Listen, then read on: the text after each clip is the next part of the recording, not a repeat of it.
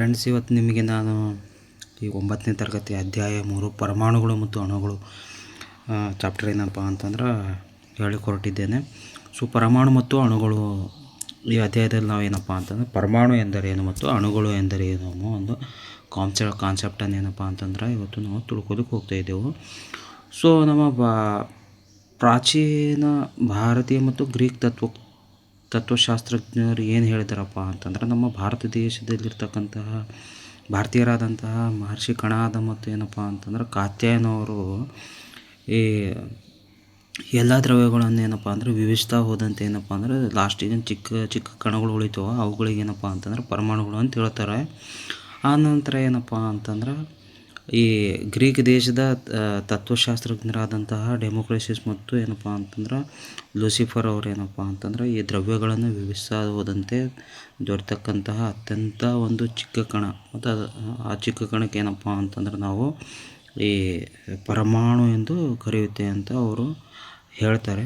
So ಯಾಕಪ್ಪ ಅಂತಂದರೆ ಇಲ್ಲಿ ಡೆಮೋಕ್ರಿಟಸ್ ಮತ್ತು ಲೂಸಿಫರ್ ಅವರು ಏನಪ್ಪ ಅಂತಂದ್ರೆ ನಮ್ಮ ಭಾರತ ದೇಶೀಯ ತತ್ವಶಾಸ್ತ್ರಜ್ಞರು ಏನಪ್ಪ ಅಂದ್ರೆ ಅಷ್ಟೊಂದು ಪ್ರಪಂಚದಲ್ಲಿ ಪ್ರಚಾರಕ್ಕೆ ಒಳಗಾಗೋದಿಲ್ಲ.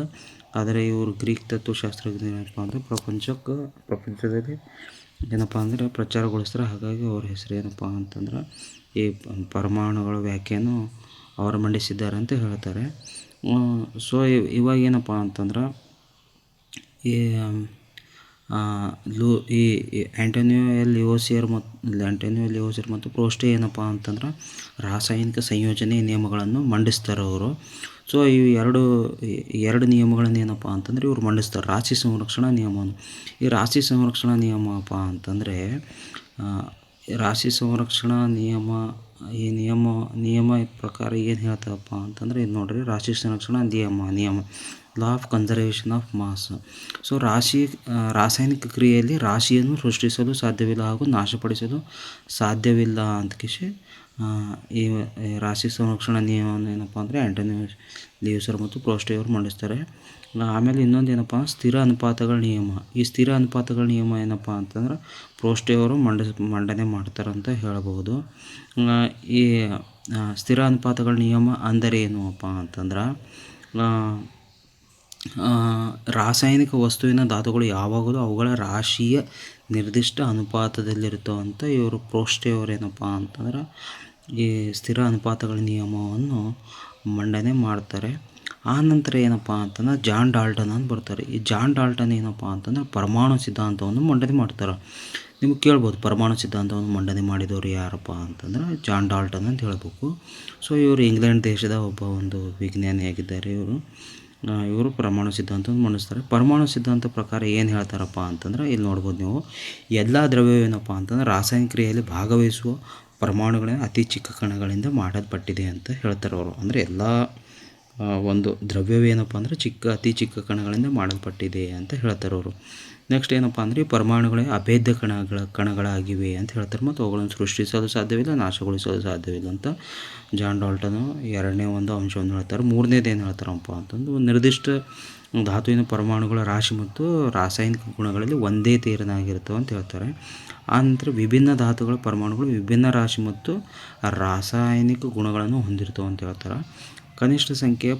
ಕನಿಷ್ಠ ಪೂರ್ಣ ಸಂಖ್ಯೆ ಅನುಪಾತದಲ್ಲಿ ಪರಮಾಣುಗಳು ಸಂಯೋಜನೆ ಒಂದೇನಪ್ಪ ಅಂತಂದ್ರೆ ಸಂಯುಕ್ತಗಳನ್ನು ಉಂಟು ಮಾಡ್ತಾವೆ ಅಂತ ಹೇಳ್ತಾರೆ. ಆಮೇಲೆ ಇನ್ನೇನಪ್ಪ ಅಂತಂದ್ರೆ 6ನೇ ಪಾಯಿಂಟ್ ಏನಪ್ಪ ಅಂತಂದರೆ ಇವರು ಒಂದು ಸಂಯುಕ್ತದಲ್ಲಿ ಪರಮಾಣುಗಳ ವಿಧಗಳು ಮತ್ತು ಸಾಪೇಕ್ಷ ಸಂಖ್ಯೆಗಳು ಸ್ಥಿರವಾಗಿರ್ತವೆ ಅಂತ ಹೇಳ್ತಾರೆ ಅವರು. ಸೊ ಇದು ಪರಮಾಣು ಸಿದ್ಧಾಂತವನ್ನು ಇವರು ಮಂಡಿಸ್ತಾರೆ. ಅಂದರೆ ಪ್ರಮುಖವಾಗಿ ನಾವು ಏನಪ್ಪ ಅಂತಂದ್ರೆ 2 ಪಾಯಿಂಟ್ಸ್ಗಳನ್ನು ನಾವು ತೊಗೋಬೋದು ಇಲ್ಲಿ ಇವರು ಜಾನ್ ಡಾಲ್ಟನ್ ಅವ್ರ ಪ್ರಕಾರ. ಅಂದರೆ ಎಲ್ಲ ವಸ್ತುಗಳ ಈ ದ್ರವ್ಯಗಳು ಏನಪ್ಪ ಅಂದರೆ ಪರಮಾಣುಗಳಿಂದ ಚಿಕ್ಕ ಚಿಕ್ಕ ಕಣಗಳಿಂದ ಮಾಡಲ್ಪಟ್ಟಿದೆ ಅಂತ ಹೇಳಿದ್ದೀವಿ ಒಂದು. ಆನಂತರ ಏನಪ್ಪ ಅಂತಂದ್ರೆ ಅವುಗಳನ್ನು ವಿಭಜಿಸಲು ಸಾಧ್ಯವಿಲ್ಲ ಅಂತ ಹೇಳ್ತಾರೆ ಮತ್ತು ರಾಸಾಯನಿಕ ಕ್ರಿಯೆಯಲ್ಲಿ ಅವುಗಳನ್ನು ಸೃಷ್ಟಿಸಲು ಸಾಧ್ಯವಿಲ್ಲ ಮತ್ತು ನಾಶಗೊಳಿಸಲು ಸಾಧ್ಯವಿಲ್ಲ ಅಂತ ಹೇಳ್ತಾರೆ. ಅವೇನಪ್ಪ ಅಂತಂದ್ರೆ ಇಂಪಾರ್ಟೆಂಟ್ ಅಂತ ನಾವು ಅಂದ್ಕೋಬೋದು. ನೆಕ್ಸ್ಟ್ ಇನ್ನೊಂದು ಪರಮಾಣು ಎಂದರೆ ಏನು ಅಂತ ಕೇಳಿದ್ರೆ ನೀವು ಏನು ಹೇಳಬೇಕು, ಯಾವುದೇ ವಸ್ತುವನ್ನು ಏನಪ್ಪ ಅಂತಂದರೆ ವಿಭಜಿಸ್ತಾ ಹೋದಂತೆ ಕೊನೆಯಲ್ಲಿ ವಿಭಜಿಸದ ಸ್ಥಿತಿಯನ್ನು ವಿಭಜಿಸಿ ಆಗದಂಥ ಒಂದು ವಸ್ತುವಿನ ಕಣಕ್ಕೇನಪ್ಪ ಅಂದರೆ ನಾವು ಪರಮಾಣು ಅಂತ ಹೇಳ್ತೀವಿ. ಆಮೇಲೆ ಪರಮಾಣುಗಳು ಏನಪ್ಪ ಅಂತಂದರೆ ಇವುಗಳನ್ನು ಎದರಲ್ಲಿ ಅಳಿತೇವಪ್ಪ ಅಂತಂದ್ರೆ ಈ ಪರಮಾಣುವಿನ ತ್ರಿಜ್ಯವನ್ನು ನ್ಯಾನೋಮೀಟರ್ಗಳಲ್ಲಿ ಅಳಿತೇವೆ ನಾವು. ಅಂದ್ರೆ ನ್ಯಾನೋ ಅಂತಂದ್ರೆ 10⁻9 ಅಂತ. ಸೊ ಆಮೇಲೆ ಇವಾಗ ಇನ್ನೊಂದೇನಪ್ಪ ಅಂತಂದ್ರೆ ನೆಕ್ಸ್ಟ್ ನೀವು ಈ ಜಾನ್ ಡಾಲ್ಟನ್ ಅವ್ರು ಏನು ಮಾಡ್ತಾರಪ್ಪ ಅಂತಂದ್ರೆ ಈ ಕೆಲವು ಧಾತುಗಳಿಗೇನಪ್ಪ ಅಂತಂದ್ರೆ ಸಂಕೇತಗಳ ಮೂಲಕ ಸೂಚಿಸ್ತಾರೆ.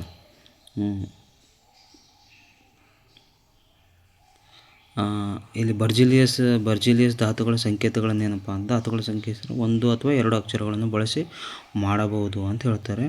ಸೊ ಇದಕ್ಕೆ ಜಾನ್ ಡಾಲ್ಟನ್ ಏನಪ್ಪ ಅಂತಂದ್ರೆ ಸಂಕೇತಗಳ ಮೂಲಕ ಸೂಚಿಸೋದನ್ನು ಮಾಡ್ತಾರೆ ಅವರು ಆ್ಯಕ್ಚುಲಾಗಿ. ಸೊ ಇಲ್ಲಿ ಹೈಡ್ರೋಜನ್ ನೋಡಿ ಒಂದು ಸರ್ಕಲ್ನಲ್ಲಿ ಒಂದು ಬಿಂದುವನ್ನು ಕೊಟ್ಟು ಅವರು ಸೂಚಿಸ್ತಾರೆ. ಫಾಸ್ಫರಸ್ ಸಂಕೇತ ಕೊಟ್ಟಿದ್ದಾರೆ, ತಾಮ್ರದ ಸಂಕೇತ ಕೊಟ್ಟಿದ್ದಾರೆ, ಚಿನ್ನದ, ಕಾರ್ಬನ್, ಸಲ್ಫರ್, ಸೀಸ, ಪ್ಲಾಟಿನಮ್, ಆಕ್ಸಿಜನ್, ಕಬ್ಬಿಣ, ಬೆಳ್ಳಿ, ಪಾದರಸ ಏನಪ್ಪ ಅಂತಂದ್ರೆ ಇವುಗಳನ್ನು ಸೂಚಿಸ್ತಾ ಹೋಗ್ತಾರೆ ಇವರು. ಈ ಜಾನ್ ಡಾಲ್ಟನ್ ಪ್ರತಿಪಾದಿಸಿದ ಕೆಲವು ಧಾತುಗಳ ಸಂಕೇತಗಳು ಇವು. ಆ ನಂತರ ಏನಪ್ಪ ಅಂತಂದರೆ ಇವಾಗ ಇನ್ನೊಂದು ಈ ಧಾತುಗಳನ್ನೇನಪ್ಪ ಅಂತಂದ್ರೆ ಮುಂದೆ ಒಂದು IPAC ಅಂತ ಬರುತ್ತೆ, international union for pure and applied chemistry ಅಂತ ಬರುತ್ತೆ. ಇವ್ರು ಏನು ಮಾಡ್ತಾರಪ್ಪ ಅಂತಂದ್ರೆ ಆಂಗ್ಲ ಭಾಷೆ ಮೊದಲ ಒಂದು ಅಕ್ಷರ ಏನಪ್ಪ ಅಂತಂದರೆ ಕ್ಯಾಪಿಟಲ್ ಲೆಟರ್ ಇರಬೇಕು ಮತ್ತು ಇನ್ನೊಂದು ಅಕ್ಷರ ಏನಪ್ಪ ಅಂತಂದ್ರೆ ಸ್ಮಾಲ್ ಲೆಟ್ರಲ್ಲಿ ಇರಬೇಕು ಅಂತ ಇವರು ಸೂಚಿಸ್ತಾರೆ. ಉದಾಹರಣೆಗೆ ಹೈಡ್ರೋಜನ್ ಇದೆ, ಹೈಡ್ರೋಜನ್ ಏನಪ್ಪ ಅಂತಂದ್ರೆ Hನಿಂದ ಸೂಚಿಸ್ತೇವೆ ನಾವು. ಈಗ ಅಲ್ಯೂಮಿನಿಯಂ ಇದೆ, ಅಲ್ಯೂಮಿನಿಯಮಪ್ಪ ಅಂತಂದ್ರೆ ಕ್ಯಾಪಿಟಲ್ A ಮತ್ತು ಸ್ಮಾಲ್ L ತೊಗೋಬೇಕು ನಾವು. ಅದು ಬಿಟ್ಟು ನಾವು ಏನಪ್ಪ ಅಂತಂದರೆ ಕ್ಯಾಪಿಟಲ್ A ಮತ್ತು ಕ್ಯಾಪಿಟಲ್ L ತೊಗೋಬಾರ್ದು, ಯಾಕಂದರೆ ಮೊದಲನೇ ಅಕ್ಷರ ಕ್ಯಾಪಿಟಲ್ A ಆಗಿರಬೇಕು. ಆಮೇಲೆ ಎರಡನೇ ಅಕ್ಷರ ಏನಪ್ಪ ಅಂತಂದ್ರೆ ಸ್ಮಾಲಿಂತ ಸೂಚಿಸ್ಬೇಕು. ಈಗ ಕೋಬಾಲ್ಟ್ ಇದೆ, ಅದಕ್ಕೆ ನಾವು ಕ್ಯಾಪಿಟಲ್ C ತೊಗೊಂಡು ಆನಂತರ ಏನಪ್ಪ ಅಂತಂದ್ರೆ ಸ್ಮಾಲ್ O ತೊಗೋಬೇಕು. ಅದಕ್ಕೆ ನಾವು CO ತೊಗೊಂಡೇವಪ್ಪ ಅಂತಂದ್ರೆ 2 ಕ್ಯಾಪಿಟಲು, ಅದು ಕಾರ್ಬನ್ ಮತ್ತು ಆಕ್ಸಿಜನ್ ಆಗಿಬಿಡುತ್ತೆ. ಸೊ ಅದು ಒಂದು ಏನಪ್ಪ ಅಂತಂದ್ರೆ ಸಂಯುಕ್ತ ಆಗ್ತದೆ. ಹಾಗಾಗಿ ಅದಕ್ಕೆ ನಾವು ಕ್ಯಾಪಿಟಲ್ C ಮತ್ತು O ತೊಗೋಬೇಕು. ಇದೇ ಥರ ಕ್ಲೋರಿನ್ ಇದೆ, ಕ್ಲೋರಿನ Cl ಅಂತ, ಆಮೇಲೆ ಜಿಂಕ್ ಅಂದರೆ ಸತು Zn ಅಂತ, ಈ ಥರ ಏನಪ್ಪ ಅಂತಂದ್ರೆ ಸೂಚಿಸ್ತಾ ಹೋಗ್ಬೇಕಂತ ಹೇಳ್ತಾರೆ. ಈಗ ಫೆರ್ರಸ್ ಅಂತಿದೆ, ಕಬ್ಬಿಣ ಏನಪ್ಪ ಅಂತಂದರೆ Feಯಿಂದ ಸೂಚಿಸ್ತೀವಿ ನಾವು. ಅದು ಏನಪ್ಪ ಅಂತಂದ್ರೆ ಲ್ಯಾಟಿನ್ ಭಾಷೆ ಫೆರ್ರಸ್ನಿಂದ ಬಂದಿದೆ, ಹಾಗಾಗಿ ನಾವು ಇದು ಫೆರ್ರಮ್ನಿಂದ ಬಂದಿದೆ, ಹಾಗಾಗಿ ನಾವು ಅದಕ್ಕೂ Fe ಅಂತ ತೊಗೋತೀವಿ. ಈಗ ಸೋಡಿಯಂ ಇದೆ, ಅದಕ್ಕೆ ನೇಟ್ರಿಯಮ್ ಅಂತ ಹೇಳ್ತಾರೆ, ಅದು Na ತೊಗೋತೀವಿ. ಆಮೇಲೆ ಈಗ ಕ್ಯಾಲಿಯಮ್, ಪೊಟ್ಯಾಸಿಯಮಿಗೆ ಏನಪ್ಪ ಅಂದರೆ Kನಿಂದ ಸೂಚಿಸ್ತಾರೆ. ಈಗ ಇದೇ ಥರ ಏನಪ್ಪ ಅಂತಂದ್ರೆ ಬಂಗಾರಕ್ಕೆ ಏನಪ್ಪ ಅಂತಂದ್ರೆ Rm ಅಂತ ಸೂಚಿಸ್ತಾರೆ. ಈಗ ನೋಡಿರಿ, ಇದು ಕೋಷ್ಟಕ ಭಾಳ ಇಂಪಾರ್ಟೆಂಟು. ಇದರಲ್ಲಿ ಅಲ್ಯೂಮಿನಿಯಂ, Al, ಅರ್ಗಾನು, ಇಲ್ಲಿ ಟೋಟಲ್ 20 ಧಾತುಗಳನ್ನು ಕೊಟ್ಟಿದ್ದಾರೆ. ನಿಮಗೆ 20 ಧಾತುಗಳ ಸಂಕೇತಗಳು ಗೊತ್ತಿರ್ಬೇಕು ನಿಮ್ಗೆ. ಮತ್ತು ಇವುಗಳೇನಪ್ಪ ಅಂತಂದ್ರೆ ಬಹಳ ಇಂಪಾರ್ಟೆಂಟ್. ಇವು ಪ್ರಮಾಣ ಸಂಖ್ಯೆ ಕೂಡ ಗೊತ್ತಿರಬೇಕು. ಅರ್ಗಾನ್ ಕೊಟ್ಟಿದ್ದಾರೆ, ಬೇರಿಯಂ Ba ಕೊಟ್ಟಿದ್ದಾರೆ, ಬೋರಾನ್ B ಕೊಟ್ಟಿದ್ದಾರೆ, ಬ್ರೋಮೀನು Br ಕೊಟ್ಟಿದ್ದಾರೆ, ಕ್ಯಾಲ್ಸಿಯಂ Ca ಕೊಟ್ಟಿದ್ದಾರೆ, ಕಾರ್ಬನ್ C ಮತ್ತು ಕ್ಲೋರಿನ್ Cl, ತಾಮ್ರ Cu, ಫ್ಲೋರಿನ್ F, ಚಿನ್ನ Au, hydrogen H, iodine I, ಕಬ್ಬಿಣ Fe ಅಂತ ಕೊಟ್ಟಿದ್ದಾರೆ, ಸೀಸ, ಪ್ಲಂಬಮ್ ಅಂತ Pb ಅಂತ ಕೊಟ್ಟಿದ್ದಾರೆ, ಮೆಗ್ನೀಷಿಯಂ Mg ಅಂತ ಕೊಟ್ಟಿದ್ದಾರೆ, ನೈಟ್ರೋಜನ್ ಏನಪ್ಪ ಅಂತಂದರೆ N ಅಂತ ಕೊಟ್ಟಿದ್ದಾರೆ, oxygen O, potassium K, silicon Si, ಬೆಳ್ಳಿ Ag, sodium Na, sulphur S ಅಂತ, ಯುರೇನಿಯಂ U, ಆಮೇಲೆ ಜಿಂಕ್ ಅಂದರೆ ಸತು Zn. ಈ ಥರ ಏನಪ್ಪ ಅಂದರೆ 20 ಧಾತುಗಳು ಭಾಳ ಇಂಪಾರ್ಟೆಂಟ್ ಇರುತ್ತೆ. ಈ ಕೋಷ್ಟಕ ಏನಪ್ಪ ಅಂತಂದ್ರೆ ಸ್ವಲ್ಪ ಚೆನ್ನಾಗಿ ನೋಡ್ಕೊಳ್ಳಿ, ಯೂಸ್ ಆಗುತ್ತೆ ನಿಮಗೆ. ಈಗ ಪರಮಾಣು ರಾಶಿ ಅಂದರೆ ಏನು ಅಂತ ಬರ್ತಿದೆ. ಇದು ಪರಮಾಣು ರಾಶಿ ಏನಪ್ಪ ಅಂತಂದ್ರೆ ಇಲ್ಲಿ ಜಾನ್ ಡಾಲ್ಟನ್ ಅವ್ರು ಹೇಳಿದ್ದಾರೆ ನೋಡ್ರಿ. ಈ ಪರಮಾಣು ರಾಶಿ ಇದೇನಪ್ಪ ಅಂತಂದ್ರೆ ಈಗ ಈ ಜಾನ್ ಡಾಲ್ಟನ್ ಏನಪ್ಪ ಅಂತಂದ್ರೆ ಪರಮಾಣು ರಾಶಿ ಕುರಿತು ಏನಪ್ಪ ಅಂತಂದ್ರೆ ಹೇಳ್ತಾರೆ ಇವರು. ಸೊ ಈಗ ಏನಪ್ಪ ಅಂದರೆ ಪರಮಾಣು ರಾಶಿಯನ್ನು ಏನಪ್ಪ ಅಂತಂದ್ರೆ ನಾವು ಮೊದಲು AMUನಿಂದ ಸೂಚಿಸ್ತಾ ಇದ್ವಿ, ಆನಂತರ ಏನಪ್ಪ ಅಂತಂದ್ರೆ Uನಿಂದ ಸೂಚಿಸ್ತಾ ಹೋಗ್ತೇವೆ. ಸೊ ಇದ್ರ ಬಗ್ಗೆ ಏನು ಹೆಚ್ಚಿಗೆ ಏನು ಇದು ಮಾಡ್ಕೊಳ್ಬೇಡಿ. ಸೊ ನೆಕ್ಸ್ಟ್ ಏನಪ್ಪ ಅಂತಂದರೆ ನೆಕ್ಸ್ಟ್ ನಿಮ್ಗೆ ಇವಾಗ ಈ ಕೋಷ್ಟಕ ನೋಡಿ, ಇಲ್ಲಿ ಹೈಡ್ರೋಜನ್ ಇದೆ. ಹೈಡ್ರೋಜನ್ ಏನಪ್ಪ ಅಂತಂದರೆ ಅಲ್ಲಿ ಪರಮಾಣು ರಾಶಿ ಅಂತ. ಈ ಪರಮಾಣು ರಾಶಿ ಅಂದರೆ ಏನಪ್ಪ ಅಂತಂದ್ರೆ ಒಂದು ಪ್ರಶ್ನೆ ಬರ್ತದೆ, ಪರಮಾಣು ರಾಶಿ ಅಂದರೆ ಏನು ಅಂತ ಕೇಳ್ತಾರೆ ನೀವು. ಪರಮಾಣು ರಾಶಿ ಅಂದರೆ ಏನಪ್ಪ ಅಂತಂದ್ರೆ ಒಂದು ಪರಮಾಣುವಿನಲ್ಲಿರುವಂತಹ ಪ್ರೋಟಾನುಗಳು ಮತ್ತು ಈ ನ್ಯೂಟ್ರಾನ್ಗಳ ಸಂಖ್ಯೆ ಏನೇನಪ್ಪ ಅಂತಂದ್ರೆ ನಾವು ಪರಮಾಣು ರಾಶಿ ಅಂತ ಹೇಳ್ತೀವಿ. ಹೈಡ್ರೋಜನ್ನ ಪರಮಾಣು ರಾಶಿ ಏನಪ್ಪ ಅಂತಂದ್ರೆ 1 ಇದೆ. ಕಾರ್ಬನ್ ಪರಮಾಣು ರಾಶಿ ಏನಪ್ಪ ಅಂತಂದ್ರೆ 12 ಇದೆ. ಆಮೇಲೆ ನೈಟ್ರೋಜನ್ನ ಪರಮಾಣು ರಾಶಿ ಏನಪ್ಪ ಅಂತಂದ್ರೆ 14 ಇದೆ. ಆಕ್ಸಿಜನ್ನ ಪರಮಾಣು ರಾಶಿ ಏನಪ್ಪ ಅಂತಂದ್ರೆ 16 ಇದೆ. ಸೋಡಿಯಮ್ದು ಏನಪ್ಪ ಅಂದರೆ 23 ಇದೆ. ಮೆಗ್ನೀಷಿಯಮ್ದು ಏನಪ್ಪ ಅಂತಂದ್ರೆ ಪರಮಾಣು ರಾಶಿ 24 ಇದೆ. ಸಲ್ಫರ್ದು 32, ಕ್ಲೋರಿನ್ದು 35.5 ಇದೆ. ಕ್ಯಾಲ್ಸಿಯಮ್ದು 40 ಇದೆ. ಈಗ ಪರಮಾಣುಗಳೇನಪ್ಪ ಅಂತಂದ್ರೆ ಹೇಗೆ ಅಸ್ತಿತ್ವದಲ್ಲಿದೆ ಅಂತಂದರೆ ನೋಡಿ. ಈಗ ಅದು ಇರಲಿ. ನೆಕ್ಸ್ಟ್ ಅಣು ಎಂದರೇನು ಅಂತ. ಅಣು ಎಂದರೆ ಏನಪ್ಪ ಅಂತಂದ್ರೆ ರಾಸಾಯನಿಕವಾಗಿ ಏನಪ್ಪ ಅಂತಂದ್ರೆ ಅಥವಾ ಆಕರ್ಷಣಾ ಬಲಗಳಿಂದ ಬಿಗಿಯಲ್ಪಟ್ಟಂಥ 2 ಅಥವಾ 2ಕ್ಕಿಂತ ಹೆಚ್ಚು ಪರಮಾಣುಗಳು ಗುಂಪಿಗೆ ನಾವೇನಪ್ಪ ಅಂತಂದ್ರೆ ಅಣು ಅಂತಂತೇವೆ. ಸಾಮಾನ್ಯವಾಗಿ ನೀವು ಪರಮಾಣುಗಳು ಗುಂಪಿಗೆ ಅಣು ಎಂದು ಹೇಳುತ್ತೇವೆ ಅಂತ ಹೇಳಿದ್ರು ನಡೀತದೆ. ನಾವು ಈ ಧಾತುಗಳು ಅಣುಗಳು ನೋಡ್ರಿ. ಈಗ ಉದಾಹರಣೆಗೆ ಹೀಲಿಯಂ ಇದೆ. ಹೀಲಿಯಮ್ಮು ಆಮೇಲೆ ಅರ್ಗಾನ್ ಕೊಟ್ಟಿದ್ದಾರೆ. ಈಗ ಆಮೇಲೆ ಈ ಕೆಲವು ಏನಪ್ಪ ಅಂತಂದ್ರೆ ಧಾತುಗಳು ಒಂದು ಅಣುವಿನ ರೂಪದಲ್ಲಿ ಸಿಕ್ಕುವುದಿಲ್ಲ. ಅವು ಎರಡು ಅಣುಗಳ ರೂಪದಲ್ಲಿ ಸಿಗ್ತವೆ. ಉದಾಹರಣೆಗೆ ಇಲ್ಲಿ ಆಕ್ಸಿಜನ್ ಕೊಟ್ಟಿದ್ದಾರೆ. ಅದು ದ್ವಿಪರಮಾಣುಯ ಅಣು ಇದೆ. ಪ್ರಕೃತಿಯಲ್ಲಿ ಏನಪ್ಪ ಅಂತಂದರೆ 2 ಆಕ್ಸಿಜನ್ ಅಣುಗಳ ರೂಪದಲ್ಲಿ ಮಾತ್ರ ಸಿಗ್ತದೆ. ಅದಕ್ಕೋಸ್ಕರ ಏನಪ್ಪ ಅಂತಂದ್ರೆ ಆಕ್ಸಿಜನ್ ಒಂದು ದ್ವಿಪರಮಾಣುಯ ಅಣು ಆಗಿದೆ ಅಂತ ಹೇಳ್ಬೋದು ನಾವು. ಸೊ ಆಮೇಲೆ ನಮಗೆ ಇನ್ನೂ ಏನಪ್ಪ ಅಂತಂದ್ರೆ ಮುಂದೆ ಇಲ್ಲಿ ಕೆಲವು ಧಾತುಗಳು ಪರಮಾಣುಯತೆ ಕೊಟ್ಟರು ನೋಡ್ರಿ. ಇಲ್ಲಿ ಅಲೋಹಗಳು ಕೊಟ್ಟಿದ್ದಾರೆ. ಈ ಅಲೋಹಗಳಲ್ಲಿ ಅರ್ಗಾನ್ ಕೊಟ್ಟಿದ್ದಾರೆ. ಅರ್ಗಾನ್ ಏನಪ್ಪ ಅಂತಂದ್ರೆ ಪ್ರಕೃತಿಯಲ್ಲಿ ಏಕಪರಮಾಣುವಿನ ರೂಪದಲ್ಲಿ ಸಿಗ್ತದೆ. ಹೀಲಿಯಂ ಏನು ಕೂಡ ಏನಪ್ಪ ಅಂದರೆ ಏಕಪರಮಾಣು ರೂಪದಲ್ಲಿ ಸಿಗ್ತದೆ. ಆಕ್ಸಿಜನ್ ದ್ವಿಪರಮಾಣು ಅಂದರೆ ಅದರದ್ದು 2 ಪರಮಾಣುಗಳು ಏನಪ್ಪ ಜೊತೆಯಾಗಿ ಬಂಧಿಸಲ್ಪಟ್ಟಿರ್ತವೆ. ಹೈಡ್ರೋಜನ್ ಕೂಡ ಏನಪ್ಪ ದ್ವಿಪರಮಾಣುಯ. ಈ ಹೈಡ್ರೋಜನ್ 2 ಏನಪ್ಪ ಅಂದರೆ ಪರಮಾಣುಗಳು ಜೊತೆಯಲ್ಲಿ ಸಿಗ್ತವೆ. ಹಾಗಾಗಿ ಅದು ದ್ವಿಪರಮಾಣುಯ ಅಣು. ಅದು ನೈಟ್ರೋಜನ್ ಏನಪ್ಪ ದ್ವಿಪರಮಾಣುಯ ಅಣು. ಕ್ಲೋರಿನ್ ಕೂಡ ಏನಪ್ಪ ಅಂದರೆ ದ್ವಿಪರಮಾಣುಯ ಅಣು. ಫಾಸ್ಫರಸ್ ಏನೋ ಚತ್ತರ ಪರಮಾಣುಯ ಅಣು. ಅಂದರೆ 4 ಫಾಸ್ಫರಸ್ನ ಅಣುಗಳು ಏನಪ್ಪ ಅಂತಂದ್ರೆ ಜೊತೆಯಲ್ಲಿ ಪ್ರಕೃತಿಯಲ್ಲಿ ಸಿಗ್ತವೆ. ಸಿಂಗಲ್ ಆಗಿ ಸಿಗೋದಿಲ್ಲ. ಸಲ್ಫರ್ ಏನಪ್ಪ ಅಂದರೆ ಬಹುಪರಮಾಣುಯ ಅಣುವಾಗಿ ಸಿಗ್ತದೆ. ಈಗ ಸಂಯುಕ್ತಗಳ ಅಣುಗಳು. ಸಂಯುಕ್ತ ಅಂದರೆ ಏನಪ್ಪ ಅಂತಂದ್ರೆ ನಿಮ್ಗೆ ಸಂಯುಕ್ತಗಳು ಎಂದರೆ ಏನು ಅಂತ ಕೇಳ್ತಾರೆ. ನಾವು ಸಂಯುಕ್ತ ಎಂದರೆ ಏನು ಅಂತಂದ್ರೆ ಇಲ್ಲಿ ನೀರು ಅಂತ ಕೊಟ್ಟಿದ್ದಾರೆ. ನೀರೇ ನಮಗೆ H2O ಅಂತಿದೆ ಅಂತಂದ್ರೆ 2 ಅಥವಾ 2ಕ್ಕಿಂತ ಹೆಚ್ಚು ಒಂದೇ ರೀತಿಯ ಪರಮಾಣುಗಳು ಅಥವಾ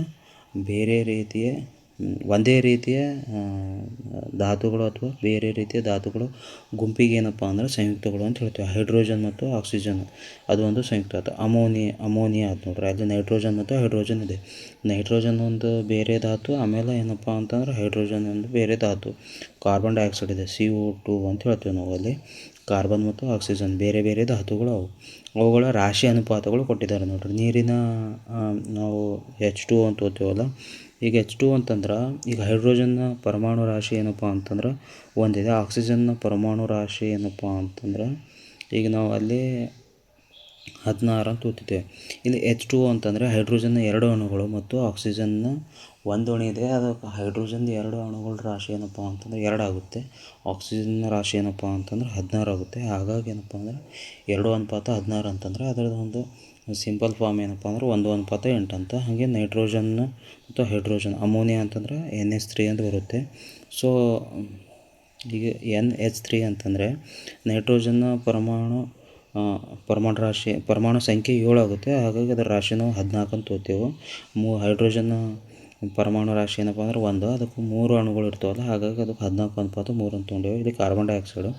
ಕಾರ್ಬನ್ ಏನಪ್ಪ ಈ ಕಾರ್ಬನ್ ಡೈಆಕ್ಸೈಡ್ ಅಂತ ಹೇಳ್ತಾರೆ. CO2 ಅಂತ ತೋತೇವಲ್ಲ. ಈಗ CO2 ಅಪ್ಪ ಅಂತಂದ್ರೆ ಅದು 3:8 ಅಂತ ತೋತೇವೆ. ಸೊ ಈ ಥರ ಅವ್ರು ನೋಡ್ಕೊಳ್ಳಿ. ಆಮೇಲೆ ಇನ್ನೊಂದು ಈಗ ನೀರಾಣುವಿನಲ್ಲಿ ಪರಮಾಣುಗಳ ಸಂಖ್ಯೆ ಅನುಪಾತವು ಈ ಕೆಳಕಂಡಂತೆ ಇದೆ ಅಂತ ಹೇಳಿದ್ದಾರೆ. ಇವಾಗ ಹೇಳೋದಲ್ಲ ನಿಮಗೆ ನಾನು.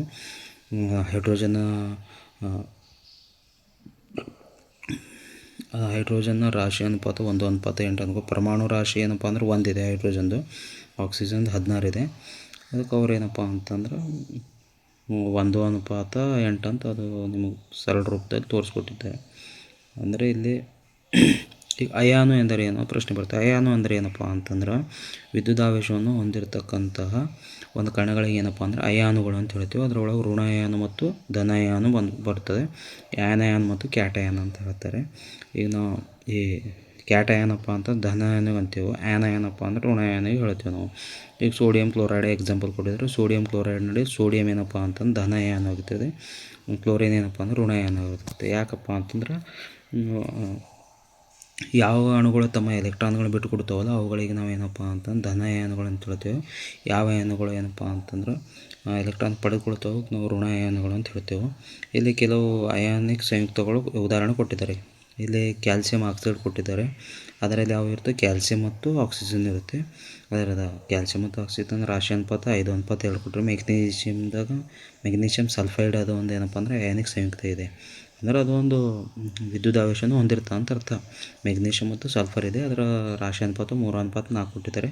ಈಗ ಸೋಡಿಯಂ ಕ್ಲೋರೈಡ್ ಇದೆ, NaCl. ಸೋಡಿಯಂ ಮತ್ತು ಕ್ಲೋರಿನ್ ಅದರಲ್ಲಿರುತ್ತೆ, 23:35.5 ಅಂತ ಕೊಟ್ಟಿದ್ದಾರೆ. ಈಗ ರಾಸಾಯನಿಕ ಸೂತ್ರಗಳನ್ನು ಬರೆಯುವ ವಿಧಾನ ಏನಪ್ಪ ಅಂತ, ಇದು ಭಾಳ ಇಂಪಾರ್ಟೆಂಟ್ ಇರುತ್ತೆ. ಯಾವುದೇ ಒಂದು ರಾಸಾಯನಿಕ ಸೂತ್ರಗಳನ್ನ ಹೆಂಗೆ ಬರಿಬೇಕಪ್ಪ ಅಂದ್ಕೇಸಿ. ಸೊ ಇಲ್ಲಿ ವೆಲೆನ್ಸಿ ಅಂದರೆ ಏನು ಅಂತ ಪ್ರಶ್ನೆ ಬರುತ್ತೆ. ವೆಲೆನ್ಸಿ ಅಂದರೆ ಏನಪ್ಪ ಅಂತಂದ್ರೆ, ಒಂದು ಪರಮಾಣುವಿನ ಪರಮಾಣು ಏನಿರುತ್ತಲ್ಲ, ಆ ಪರಮಾಣುವಿನ ಹೊರಕವಚದಲ್ಲಿರ್ತಂತಹ ಎಲೆಕ್ಟ್ರಾನುಗಳ ಸಂಖ್ಯೆ ಏನೇನಪ್ಪ ಅಂತಂದ್ರೆ ನಾವು ವೆಲೆನ್ಸಿ ಎಂದು ಕರೆಯುತ್ತೇವೆ ನಾವು. ಸೊ ಇಲ್ಲೇನಪ್ಪ ಅಂತಂದ್ರೆ ಅಂದ್ರೆ ಅದು ಕನ್ನಡದಲ್ಲಿ ಸಂಯೋಗ ಸಾಮರ್ಥ್ಯ ಅಂತ ಹೇಳ್ತಾರೆ. ಈಗ ಸೋಡಿಯಂ ಇದೆ, ಸೋಡಿಯಂ ಅದಕ್ಕೆ ನಾವು Na+ ಅಂತ ಬರ್ತೇವೆ. ಪ್ಲಸ್ ಯಾಕೆ ಮೈನಸ್ ಬರಿಬೋದಿತ್ತಲ್ಲ, ಅದಕ್ಕೆ ನಾವೇನಪ್ಪ ಅಂತಂದ್ರೆ ಈಗ ಕ್ಯಾಟಯಾನ್ ಅಂತ ಧನಾಯಾನ್ ಅಂತ ಮಾಡಿದ್ದೇವೆ ನಾವು. ಹೈಡ್ರೋಜನ್ ಪ್ಲಸ್ ಅಂತಿದೆ. ಈಗ ಅಮೋನಿಯಂ NH4+ ಅಂತಿದೆ. ಈಗ ಪೊಟ್ಯಾಷಿಯಂ K ಅಂತಿದೆ. ಹೈಡ್ರೈಟ್ H-, ಇದು ಕೋಷ್ಟಕನೂ ಭಾಳ ಇಂಪಾರ್ಟೆಂಟ್ ಇದೆ ನೋಡ್ರಿ. ಹೈಡ್ರಾಕ್ಸೈಡ್ OH- ಅಂತಿದೆ. ಬೆಳ್ಳಿ Ag+ ಇದೆ. ಕ್ಲೋರೈಡು Cl- ಇದೆ. ನೈಟ್ರೇಟು NO3- ಇದೆ. ಕಾಪರ್ Cu+ ಇದೆ. ಬ್ರೋಮೈಡ್ Br- ಇದೆ. ಹೈಡ್ರೋಜನ್ ಕಾರ್ಬೋನೇಟು HCO3- ಇದೆ. ಆಮೇಲೆ ಮೆಗ್ನೀಷಿಯಮ್ Mg2+ ಅಂತಿದೆ. ಅಂದರೆ 2 ಎಲೆಕ್ಟ್ರಾನ್ಗಳನ್ನು ಅದು ಕಳ್ಕೊತದೆ, ಹಾಗಾಗಿ ಅದು 2 ಅಂತ ಬರೆದಿದ್ದಾರೆ. ಅಯೋಡಿನ್ ಅದು I- ಅಂತ ಮೇಲೆ ಬರೆದಿದ್ದಾರೆ. ಕಾರ್ಬೋನೇಟು CO3 ಅಂತ ಬರೆದಿದ್ದಾರೆ. ಈ ಕ್ಯಾಲ್ಸಿಯಮ್ Ca2+ ಅಂತ ಬರ್ತದೆ, ಅಂದರೆ ಎಲ್ಲ 2 ಎಲೆಕ್ಟ್ರಾನ್ ಕಳ್ಕೊಳ್ಳುತ್ತೆ. ಆಕ್ಸಿಜನ್ ಈಗ ಆಕ್ಸೈಡ್ ಇದೆ, O2- ಅಂದರೆ 2 ಎಲೆಕ್ಟ್ರಾನ್ಗಳನ್ನು ಅದು ಪಡ್ಕೊಳ್ಳುತ್ತೆ ಅದು. ಈಗ ಸತು ಇದೆ. ಈಗ Zn2+ ಅಂತಿದೆ. ಸಲ್ಫೈಡ್ S2- ಅಂತಿದೆ. ಸಲ್ಫೈಟು SO4 ಅಂತಿದೆ. ಕಬ್ಬಿಣ Fe2+ ಇದೆ. ತಾಮ್ರ Cu2+ ಇದೆ. ಸೊ ಅಲ್ಯೂಮಿನಿಯಂ ಕೊಟ್ಟಿದ್ದಾರೆ. ನೈಟ್ರೈಟ್ ಅಂತ ಕೊಟ್ಟಿದ್ದಾರೆ. N3-.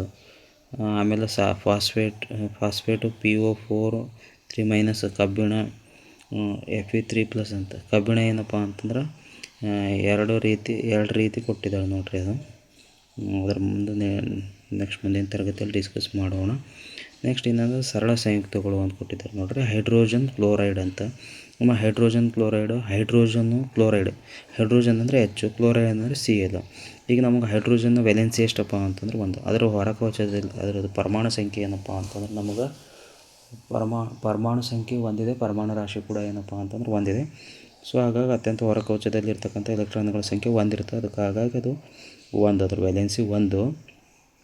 ಕ್ಲೋರಿನ್ ಏನಪ್ಪ ಅಂತ ಪರಮಾಣು ಸಂಖ್ಯೆ 17 ಇದೆ. ಹಾಗಾಗಿ ಏನಪ್ಪ ಅಂತಂದ್ರೆ ಅದರದ್ದು 17 ಇದೆ. ಅದಕ್ಕೂ ಅತ್ಯಂತ ಹೊರಕವಚದಲ್ಲಿ ಏನಪ್ಪ ಅಂದರೆ 7 ಎಲೆಕ್ಟ್ರಾನ್ಗಳಿರುತ್ತೆ. ಸೊ ಅದು ಅಷ್ಟಕ್ಕೆ ಜೋಡಣೆ ಆಗಬೇಕಪ್ಪ ಅಂತಂದ್ರೆ ಇನ್ನೊಂದು ಎಲೆಕ್ಟ್ರಾನ್ ಬೇಕಾಗುತ್ತೆ. ಹಾಗಾಗಿ ಅದು 1 ಎಲೆಕ್ಟ್ರಾನ್ ಪಡ್ಕೊಳುತ್ತೆ, ಅದು 1 ಅದ್ರ ಬರ್ದಾರೆ. ಅದಕ್ಕೋಸ್ಕರ ಏನಪ್ಪ ಅಂತಂದರೆ HCl ಅಂತ ಬರ್ದಾರೆ. ಹೈಡ್ರೋಜನ್ ಸಲ್ಫೈಡ್ ಅಂತ. ಈಗ ಹೈಡ್ರೋಜನ್ದು ಸಂಕೇತ H, ಸಲ್ಫೈಡ್ನ ಸಂಕೇತ S. ಈಗ ವೆಲೆನ್ಸಿ ಏನಪ್ಪ ಅಂದ್ರೆ ಹೈಡ್ರೋಜನ್ 1. ಈಗ ಸಲ್ಫೈಡ್ದು ಏನಪ್ಪ ಅಂದರೆ 2 ಅಂತ ಬರ್ತಾರೆ ನೋಡ್ರಿ. ಈಗ ನೀವು ಮ್ಯಾಗಿನ ಕೋಷ್ಟಕದಲ್ಲಿ ನೋಡ್ಬೋದು ನೀವು. ಈಗ ಮೇಲಿನ ಕೋಷ್ಟಕ ಇದೆ ನೋಡಿ. ಈಗ ಸಲ್ಫೈಡ್ ಇಲ್ಲಿ ಸಲ್ಫೈಡ್ S2- ಅಂತಿದೆ ನೋಡ್ರಿ. ಸೊ ಹಾಗಾಗಿ ಅದಕ್ಕೆ 2 ಅಂತ ಇಲ್ಲಿ ಬರೆದಿದ್ದಾರೆ ಕೆಳಗಡೆ.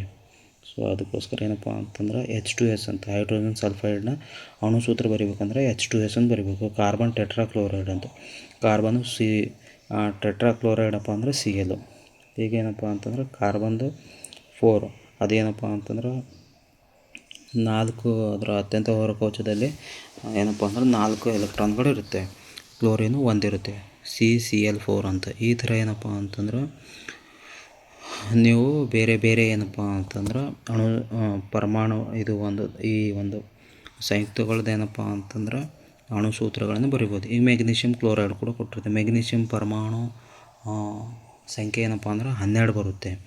ಸೊ ಮೊದಲನೇ ಕವಚದಲ್ಲಿ 2, ಎರಡನೇ ಕವಚದಲ್ಲಿ 8, ಆಮೇಲೆ ಮೂರನೇ ಕವಚದಲ್ಲಿ ಅಂದರೆ M ಕವಚದಲ್ಲಿ 2 ಇರುತ್ತೆ. ಹಾಗಾಗಿ ಅತ್ಯಂತ ಹೊರಕವಚದಲ್ಲಿ 2 ಎಲೆಕ್ಟ್ರಾನ್ಗಳಿರುತ್ತೆ. ಅದು ಕಳ್ಕೊಂಬೋದು ಈಸಿ ಇರುತ್ತೆ ಅಂತ 2 ಬಿಟ್ಟು ಕೊಡ್ತದೆ. ಕ್ಲೋರಿನ್ ಏನಪ್ಪ ಅಂದ್ರೆ 17 ಇರುತ್ತೆ. ಮೊದಲನೇ ಕವಚದಲ್ಲಿ 2, ಎರಡನೇ ಕವಚದಲ್ಲಿ 8, ಆಮೇಲೆ 10 ಆಮೇಲೆ 3ನೇ ಕವಚದಲ್ಲಿ ಏನಪ್ಪ ಅಂತಂದರೆ ಎಮ್ ಕವಚದಲ್ಲಿ 7 ಇರುತ್ತೆ. ಸೊ ಒಂದು ಪಡ್ಕೊಂಬೋದು ಈಸಿ ಇರುತ್ತೆ, ಅಷ್ಟಕ್ಕೆ ಜೋಡಣೆ ಮಾಡ್ಬೇಕಪ್ಪ ಅಂತಂದ್ರೆ. ಸೊ ಅದು ಒಂದೊಂದು ಬರ್ತದೆ, ಅದಕ್ಕೆ ನಾವು ವೇಲೆನ್ಸಿ ಅಂತ ಹೇಳ್ತೀವಿ. ಅದಕ್ಕೆ MgCl2 ಅಂತ ಬರಿತೀವಿ. ಮೆಗ್ನೀಷಿಯಂ ಕ್ಲೋರೈಡ್ಸ್ ಅಣುಸೂತ್ರ ಏನಪ್ಪ ಅಂತಂದರೆ MgCl2 ಅಂತ. ಇಲ್ಲಿ ಅಲ್ಯೂಮಿನಿಯಂ ಆಕ್ಸೈಡ್ ಕೊಟ್ಟಿದ್ದಾರೆ, AlO ಅಂತ ಇದೆ. ಸೊ Al ಅಪ್ಪ ಅಂತಂದರೆ ಅಲ್ಯೂಮಿನಿಯಮು, ಆಕ್ಸೈಡ್ ಅಪ್ಪ ಅಂದ್ರೆ O, ಆಕ್ಸಿಜನ್ ಏನಪ್ಪ ಅಂತಂದ್ರೆ ಅದರದ್ದು ಪರಮಾಣು ಸಂಖ್ಯೆ 6. ಸೊ ಹಾಗಾಗಿ ಅದೇನಪ್ಪ ಅಂತಂದ್ರೆ ಈಗ ಅದೇನಪ್ಪ ಅಂತಂದ್ರೆ ಅದರದ್ದು ಅದರದ್ದು ಏನಪ್ಪ ಅಂತಂದರೆ 8 ಇರುತ್ತೆ. ಸೊ ಮೊದಲನೇ ಕವಚದಲ್ಲಿ 2, ಎರಡನೇ ಕವಚದಲ್ಲಿ ಏನಪ್ಪ ಅಂದ್ರೆ 6. ಸೊ 2 ಪಡ್ಕೊಂಬಳೋದು ಈಸಿ ಇರುತ್ತೆ, ಹಾಗಾಗಿ ಅದು 2 ತೋತೆ. ಅಲ್ಯೂಮಿನಿಯಂ ಏನಪ್ಪ ಅಂತಂದ್ರೆ 3 ಇದೆ. ಸೊ Al2O3 ಅಂತ ಅಲ್ಯೂಮಿನಿಯಂ ಆಕ್ಸೈಡ್ ಅಂತ ಹೇಳೋದು. ಕ್ಯಾಲ್ಸಿಯಂ ಆಕ್ಸೈಡ್ದು ಏನಪ್ಪ ಅಂತಂದ್ರೆ CaO ಅಂತ ಕೊಟ್ಟಿದ್ದಾರೆ ನೋಡಿರಿ. ಇದು ಏನಪ್ಪ ಅಂದರೆ ಕ್ಯಾಲ್ಸಿಯಂ ಆಕ್ಸೈಡ್. ಸೋಡಿಯಂ ನೈಟ್ರೇಟ್ ಕೂಡ NaNO3 ಅಂತ ಕೊಟ್ಟಿದ್ದಾರೆ. ಈ ಥರ ಏನಪ್ಪ ಅಂದ್ರೆ ನೀವು ಅಣುಸೂತ್ರಗಳು ಕ್ಯಾಲ್ಸಿಯಂ ಹೈಡ್ರಾಕ್ಸೈಡ್ ಕೊಟ್ಟಿದ್ದಾರೆ, ಇವತ್ತು ಏನಪ್ಪ ಅಂದರೆ ಈ ಥರ ಬರೀಬೇಕು ನೀವು. ಸೋಡಿಯಂ ಕಾರ್ಬೋನೇಟ್ನು ಕೊಟ್ಟಿದ್ದಾರೆ Na2CO3 ಅಂತ. ಅಮೋನಿಯಂ ಸಲ್ಫೇಟ್ ಕೊಟ್ಟಿದ್ದಾರೆ NH4 ಇನ್ ಬ್ರ್ಯಾಕೆಟ್ ಟ್ವೈಸ್ SO4 ಅಂತ. ಈ ಥರ ಈ ಚಾಪ್ಟರ್ನಲ್ಲಿ ಏನಪ್ಪ ಅಂತಂದ್ರೆ ಅಣುಸೂತ್ರಗಳನ್ನು ಬರೆಯೋದು ಒಂದು ಇಂಪಾರ್ಟೆಂಟ್ ಇದೆ. ಆಮೇಲೆ ಸಂಕೇತಗಳನ್ನು, ಆಮೇಲೆ ಏನಪ್ಪ ಅಂದ್ರೆ ಮೊದಲ 20 ಧಾತುಗಳದ್ದು ಏನಪ್ಪ ಅಂತಂದ್ರೆ ನೀವು ಅವುಗಳದ್ದೇನಪ್ಪ ಅಂತಂದ್ರೆ ಪರಮಾಣು ಸಂಖ್ಯೆ ಮತ್ತು ಪರಮಾಣು ರಾಶಿಯನ್ನು ನೀವು ನೆನಪಿಟ್ಕೋಬೇಕು. ಸೊ ಈ ಚಾಪ್ಟರ್ನಲ್ಲಿ ಅದೇ ಇಂಪಾರ್ಟೆಂಟ್ ಇದೆ. ಈ ಅಣುರಾಶಿ ಅಂತ ಕೊಟ್ಟಿದ್ದಾರೆ ನೋಡಿ. ಅಣುರಾಶಿ ಏನಪ್ಪ ಅಂತಂದ್ರೆ ಅಣುರಾಶಿ ಎಂದರೆ ಏನು ಅಂತ ಕೇಳ್ತಾರೆ ನೀವು. ಈ ಯಾವುದೇ ಒಂದು ವಸ್ತುವಿನ ಅಣುವಿನಲ್ಲಿರುವಂಥ ಎಲ್ಲ ಪರಮಾಣುಗಳ ರಾಶಿಗಳ ಒಟ್ಟು ಮೊತ್ತಕ್ಕೆ ಏನಪ್ಪ ಅಂದ್ರೆ ಅಣುರಾಶಿ ಅಂತ ಹೇಳ್ತೀವಿ. ಈಗ ನೀರಿದೆ, ನೀರಿನ ಅಣುರಾಶಿ ಇದೊಂದು ಏನಪ್ಪ ಅಂತಂದ್ರೆ ಇದೊಂದು ಸಂಯುಕ್ತ ಅಂತ. ಸೊ ಇದ್ರದ್ದು ಅಣುರಾಶಿ ಏನಪ್ಪ ಅಂತಂದರೆ H2O ಅಂತಿದೆ. ಈಗ H2O ಅಪ್ಪ ಅಂತಂದರೆ ಹೈಡ್ರೋಜನ್ದು 2 ಹೈಡ್ರೋಜನ್ದು ಏನಪ್ಪ ಅಂದರೆ 2 ಆಗುತ್ತೆ. ಆಕ್ಸಿಜನ್ದು ಏನಪ್ಪ ಅಂದ್ರೆ 16 ಇರುತ್ತೆ. 16 ಒಂದು ಏನಪ್ಪ ಅಂತಂದ್ರೆ ಈಗ 2 ಇದ್ದರೆ 16 ಒಂದು 2 ಏನಪ್ಪ ಅಂದ್ರೆ 18 ಇದೇನಪ್ಪ ಅಂದರೆ ಯೂನಿಟ್ ಆಗುತ್ತೆ. ಈಗ HNO3 ಇದೆ. ಈಗ HNO3 ಏನಪ್ಪ ಅಂತಂದ್ರೆ ಅದರದ್ದು ಕಂಡುಹಿಡ್ಬೇಕಂತ ಹೈಡ್ರೋಜನ್ನು ಅದರದ್ದು 1 ಅಣುರಾಶಿ. ಆಮೇಲೆ ಸೋಡಿಯಮ್ದು ಇದು ನೈಟ್ರೋಜನ್ ಏನಪ್ಪ ಅಂತಂದ್ರೆ ರಾಶಿ ಅದರ ಪರಮಾಣು ಸಂಖ್ಯೆ 7 ಅಂತಂದ್ರೆ 14 ಅಂತ ಹೋಗ್ಬೇಕು. ಆಕ್ಸಿಜನ್ ನಿಮಗೆ ಗೊತ್ತಿದೆ, ಪರಮಾಣು ರಾಶಿ ಎಷ್ಟಪ್ಪ ಅಂತಂದ್ರೆ 16 ಆಗುತ್ತೆ.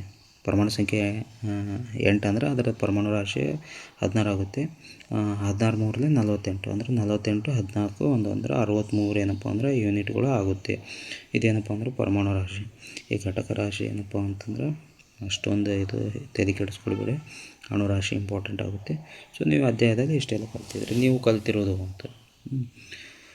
ಸೊ ಇದರ ರಾಶಿ ಸಂರಕ್ಷಣಾ ನಿಯಮ. ಆಮೇಲೆ ಪ್ರೋಷ್ಟೆ ಏನಪ್ಪ ಅಂತಂದ್ರೆ ಈ ಸ್ಥಿರ ಅನುಪಾತಗಳ ನಿಯಮನ ಅಂದರೆ ಈ ಸ್ಥಿರ ಅನುಪಾತಗಳ ನಿಯಮವನ್ನು ಮಂಡಿಸ್ತಾರೆ.